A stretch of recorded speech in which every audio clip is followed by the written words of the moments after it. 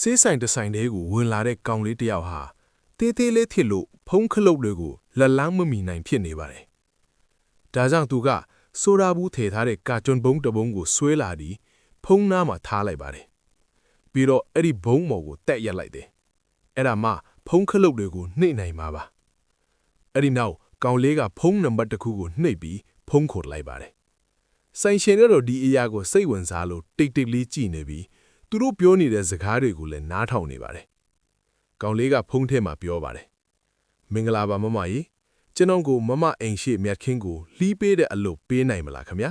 ။ဖုံးတစ်ဖက်လာမိမကပြန်ပြောပါတယ်။အဲ့ဒီအလုပ်ကိုလုပ်နေတဲ့လူတစ်ယောက်ရှိပြီးသားပါ။ဒါပေမဲ့ကောင်လေးကမလော့ပါဘူး။မမကြီးကျွန်တော်ကအခုလုပ်နေတဲ့လူထက်ဈေးနှုန်းတစ်ဝက်လောက်နဲ့လှီးပေးနိုင်ပါတယ်။မိမကပြန်ပြောပါတယ်။မလိုပါဘူး။အခုလုံးနေတဲ့လူကိုပဲကျမကျေနပ်နေပါတယ်။ဒါပေမဲ့ကောင်လေးကထပ်ပြီးစူးစမ်းပါတယ်။မမကြီးမြက်ခင်းကိုပဲမဟုတ်ပါဘူး။အိမ်ရှိလမ်းဘေးနဲ့လမ်းရှောင်လမ်းကိုလည်းကျွန်တော်တန်ရှင်းရေးလုပ်ပေးပါမယ်။ဒါဆိုရင်တနင်္ဂနွေနေ့မှာမမအိမ်ရှိမြက်ခင်းကမြို့ထဲမှာအလှဆုံးဖြစ်နေမှာပါ။ဒါပေမဲ့မိမကအရန်ရင်ကျေးစွာပြန်ပြောပါတယ်။မလိုပါဘူး။ကျေးဇူးတင်ပါတယ်။ပြီးတော့ဖုံးကိုချလိုက်ပါတယ်။ကောင်လေးကတော့မျက်နှာမှာအပြုံးလေးနဲ့ဖုံးကိုပြန်ချလိုက်ပါတယ်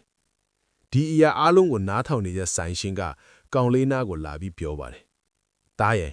မင်းရဲ့စိတ်ဓာတ်ကိုငါအရန်သဘောကျတယ်။မင်းကအရန်စူးစမ်းလေစိတ်ရှိတယ်။ငါဆိုင်မှာအလုပ်လုပ်ဖို့မင်းကိုအလုပ်ပေးခြင်းတယ်။ဒါပေမဲ့ကောင်လေးကအပြုံးလေးနဲ့ပြန်ပြောပါတယ်။ကျေးဇူးတင်ပါတယ်ဆရာ။ဒါပေမဲ့မလိုပါဘူးခင်ဗျာ။ဆိုင်ရှင်ကအံ့ဩပြီးပြန်မေးပါတယ်။ဒါပေမဲ့မင်းကအခုတင်မဲ့အလုပ်ရဖို့အရန်စူးစမ်းပြီးတောင်းနေတယ်လို့မဟုတ်လား။ကောင်လေးကပြုံးပြီးပြောလိုက်ပါတယ်။မဟုတ်ပါဘူးဆရာ။ကျွန်တော်ကအလုပ်ရှာတာမဟုတ်ပါဘူး။ကျွန်တော်လုပ်နေတဲ့အလုပ်ကိုကောင်းကောင်းလုပ်နေသလားဆိုတာကိုယ်တိုင်စစ်ဆေးကြည့်တာပါ။ပြီးတော့ဆက်ပြောပါတယ်။ဖုံးထဲကမမအတွက်မြက်ခင်းလီးပေးနေတဲ့သူကကျွန်တော်ပါပဲ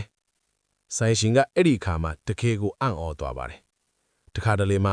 ကိုမအောင်မြင်ရင်လူတွေကအခြားသူတွေကိုပဲအပြစ်တင်တတ်ကြပါတယ်။ဒါပေမဲ့အရေးကြီးဆုံးကကိုပြန်ကြည့်ပြီးကိုအားနည်းချက်တွေကိုသိဖို့ပါ။ကိုပြန်စင်ပြီးစူးစမ်းပြီးတာဝန်စင်းနဲ့အလုပ်လုပ်တဲ့သူတွေဟာနောက်ဆုံးမှအောင်မြင်မှုကိုမလွဲသမိတ်ရရှိကြပါတယ်